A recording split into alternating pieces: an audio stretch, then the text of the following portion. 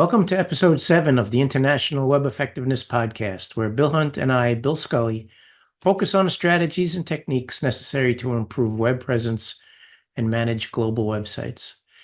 In our last episode, we discussed Bill's insights into the Search Off the Record podcast about website internationalization and hreflang. In this episode, we're going to get into creative ways to leverage other people's money for your projects, or what I've been calling opium. And there are lots of steps that go into this, understanding the scope and complexity. But when you're dealing with large international sites, usually big changes take lots of resources and budgets. And it's not unusual for these things not to be budgeted. And in some cases, it makes a lot of sense to work on these projects as soon as possible to get the biggest return on your investment and maybe achieve some other goals that these support. So we're going to get into that. And there are different ways to present, but let's stick with creative methods right now. So Bill, what are some of the things that you've seen done creatively to help put together a case and securing a budget? Well, I love your way of describing it as other people's money. And at the end of the day, that's what we want or need is other people's money. Yeah. And so if you're going to get other people's money, I think you need to, if we want to quote the infamous Jerry Maguire, help me help you. And I think if you can find creative ways, and that's why I like this concept of creative ways. And I'll give you a couple of examples. One big company we were working with, there was no budget for link building. And so we're like, we need links. And all the analysis, everything was saying that there wasn't enough links. And it was interesting for an enterprise to ever need links, but these niche areas that we were trying to promote. And so what we started to think, how can we get links? And the number one way that the company was getting links, and any enterprise gets links, is typically through their partner network and through PR. And so we went to PR, and because they were using an old school PR company who refused to put hyperlinks in their digital press releases because they were old school. I mean, I'll tell you how old school this company was. They still would show clipping books. They would literally print out a web page and put it in a binder, in a clipping book binder, like in the old days. And hey, we got you in the Wall Street Journal. Here's the article headline from the Wall Street Journal. It's like, wow, hundreds of pages of blog posts or reviewers. And we're like, okay, this is brilliant because a lot of these people may simply take this digital release, dump it into their page and publish it, which means if we put a link in it, we would get links. And they're like, no, that's not the way we do it. We were able to find somebody that was willing to break the rules. And she put her links in a press release. And then what we did is, because remember, we also have analytics. So we know refer traffic, we know leads and stuff like that. So what we did for PR was, PR always was justifying their existence, but we heard their budget might be cut. So we created a report and we asked her, where did you get the links? She told us exactly what page. So what did we do? We created a report that had how much refer traffic. So if we got it, let's say in CNET, we took that actual page, looked in our refer log, how much traffic did we get from that article in CNET? And then was there any leads or any sales? And it was the first time that PR could ever come into a meeting and say, this is how much traffic we brought you, this is how many leads, and this is the sales. And, she almost got fired because that's against their policy. But then they're like, oh, cool, let's do this. If you can give us this report, we'll do it. So we were able to get these links. And then we also reached out to the partner team and said, hey, let's do some presentations for our OEM partners.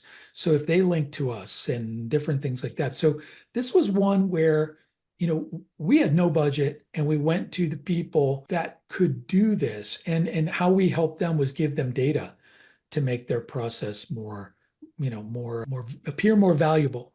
And it turned out to be a brilliant move because now every release that went out was linking to the product it represented, to some other different pages that we needed links to. And it was huge because we were getting hundreds of pickups with the links in the press release. Yeah, I have a example where we were able to secure some budget from the events team. So, in most large organizations, not so much anymore, but 5 to 10 years ago, the events budget was probably the biggest line item in any marketing roll up. And they weren't doing anything on the site to help support their event.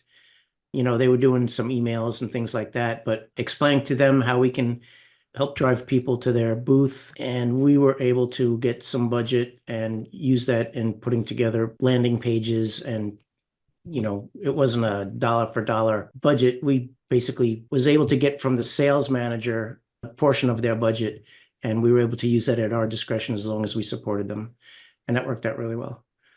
Cool. Thinking of the events, right? So at IBM, we had a guy, his name was Turbo Todd. And because, he's like the Energizer Bunny. And he pitched an idea that when, like you said, big companies have these big partner events and their marquee event every year.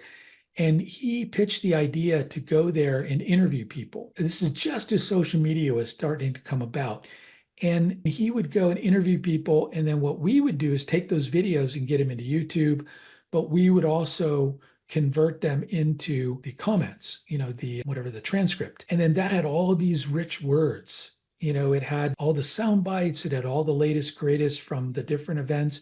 And so, same thing, we ended up collaborating with him as this was growing for IBM, and it was bringing so much traffic. So again, we were feeding back that how much traffic he was generating. So it helped support his initiative for budget to go to these events and, to go to, what's the big tech event in Vegas every year and, interview people. And so it's interesting, like same thing. Think about, what are other people doing that we can help amplify and make it findable? I think these are some really interesting ways that you can, really tie into this, something somebody else is doing. Yeah. So, the first thing you can do is you can take a look at the landscape, look at all of the people that have budgets.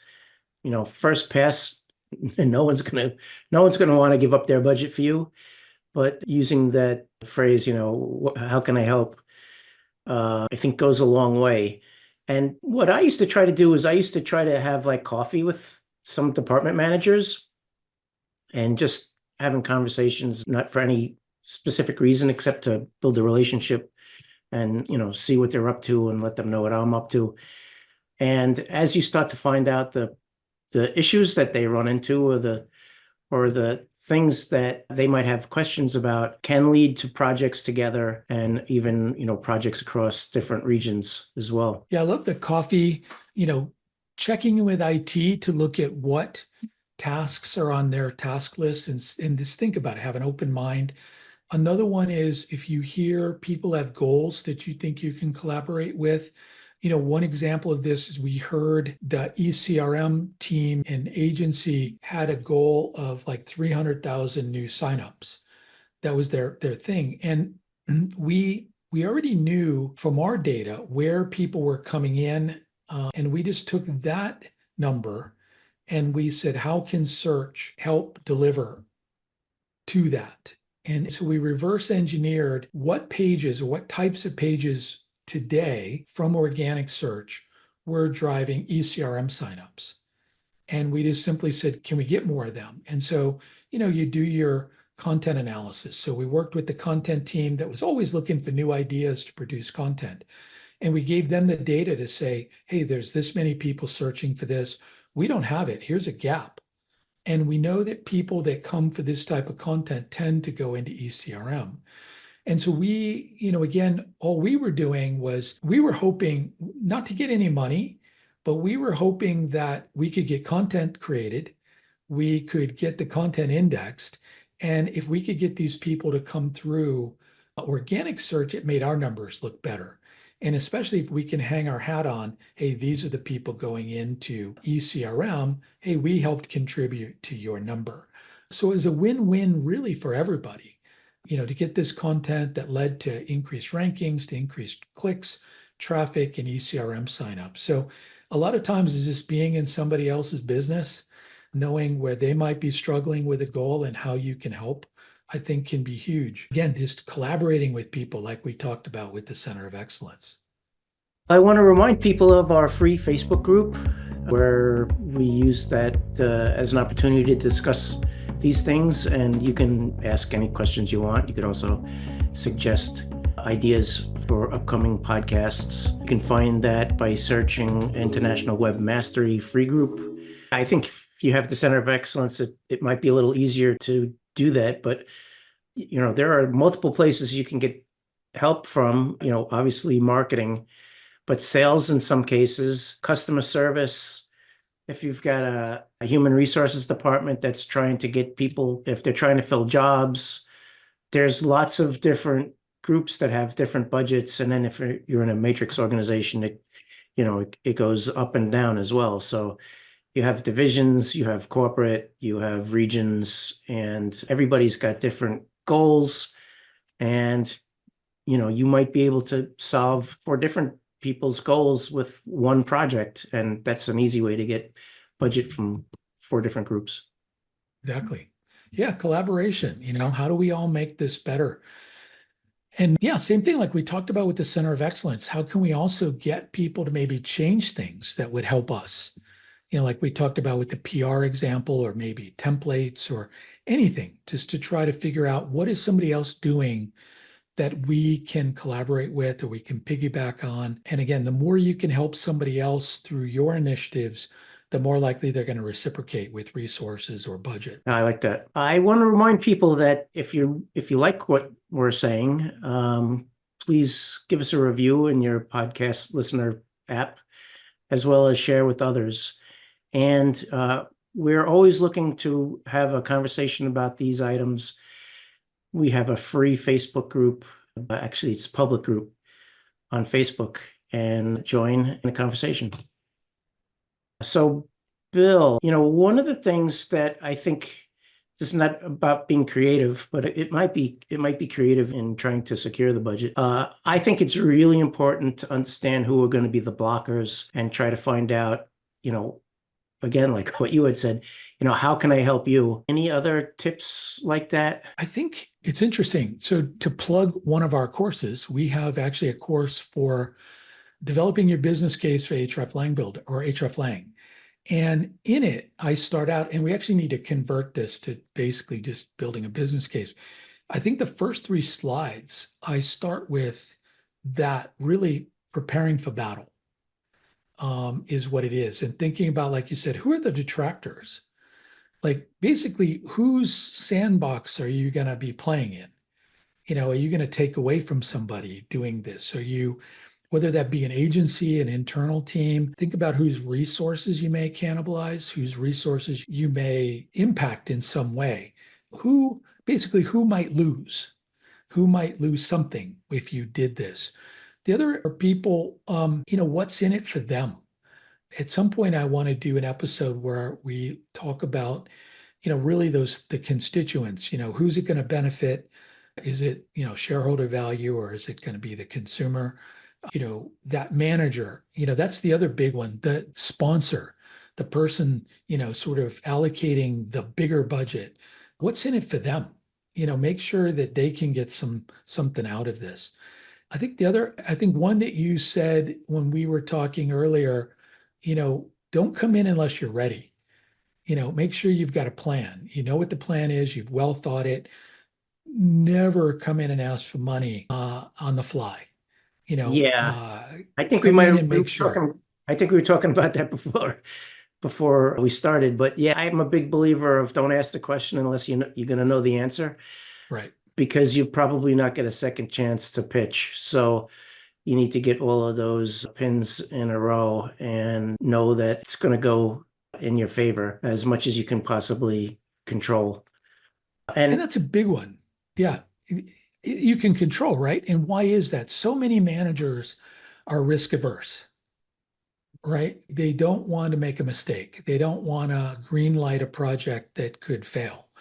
And so if your hierarchy tends to be risk adverse, then your tips of just being rock solid in your presentation and don't come into you ready, pre-anticipate all the types of questions you're going to get. You may not answer them, and definitely don't load them up in 40 slides. Try to come in and pitch this in 5 slides or less. Have some backup, but mitigate the risk. Cost benefit analysis. If we don't do it, what's the cost? If we do it, what's the cost, but what's the benefit of doing it? I think a lot of people fail to address what's the business impact if we don't do it. Right. Are we just going to go on happy with our lives, no risk, no reward, or what? I think those are some things to have in your mind when you come in and ask for money. Yeah, and know who you're talking to. Some people want numbers, some people want glory. Like you said, some people want zero risk, which, depending on your project, might not be possible. But if you could present all of the upside and the potential downside, at least they have an option to make a decision. Yeah, all good stuff. I mean, again, just be prepared and anticipate the naysayers and appreciate, people as you move up the organization, people again have different goals. And like we were talking about, how do we piggyback, help me help you? How can I help you achieve your goals and mitigate the risk and make you look like a hero because you funded something that contributed to your success. Yeah, and we should probably also have, I thought about this in the terms of a new project, but we should probably have an episode on planning, yearly planning, because you could do a lot of good to help yourself in advance of the yearly planning cycle, which is, depending on your organization, might be from zero-based budgets. But you're always going to be taking someone's money if you're looking to increase your budget. There's never any new money. Right. You're always going to cannibalize somebody else's budget.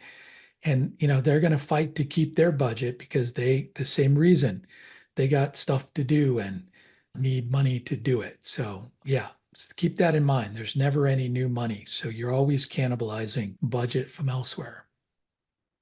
It was great to speak with you as always. And again, if you like what we're talking about, let us know. Please rate us in your podcast apps and share it. We do this because we want to help. We want to make sure we're helping. Feedback is always a good thing. Thanks until the next time. Bye.